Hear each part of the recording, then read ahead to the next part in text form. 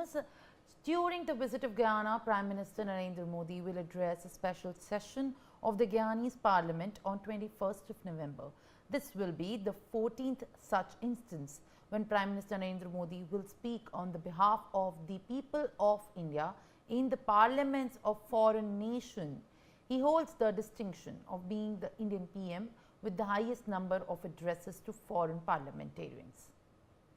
All right, Manohar, as in fact you join me back on the broadcast, you have spoken to the key dignitaries of the nation, where in fact he also has very cultural and roots into India, and in fact the conversation that you have brought forward focuses largely over in fact how India and Guyana are looking forward to merge into more sectors of development. And while Prime Minister Narendra Modi is going to address the special session of the parliament, making it even more in fact extraordinary for the visit, what is the latest that we can expect right now in this regard?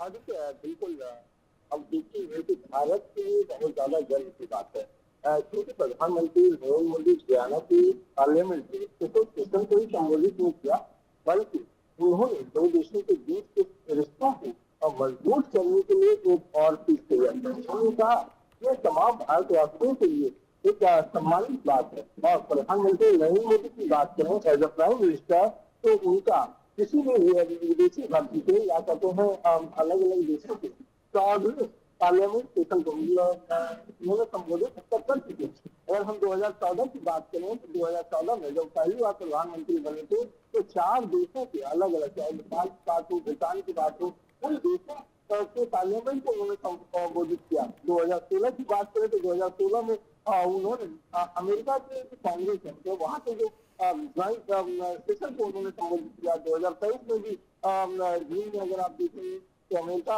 के कांग्रेस को उन्होंने joint session को संबोधित किया था। इस स्थिति में 140 करोड़ भारतवासियों के लिए काफी गर्व की बात है। और जब गर्व की बात है तो हमारी आर्थिक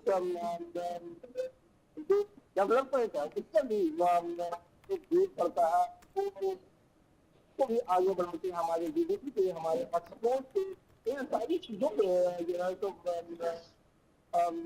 आगे बढ़ने के लिए जो है एक मदद मिलती है।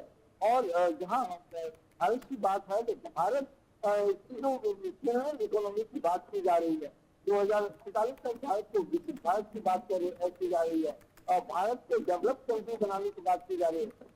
तमाम स्टेट को लेकर के अगर किसी भी विदेश के धरती में प्रधानमंत्री नरेंद्र मोदी अगर संबोधित करते हैं तो भारत के विकास के लिए काफी अहम माना जाता है।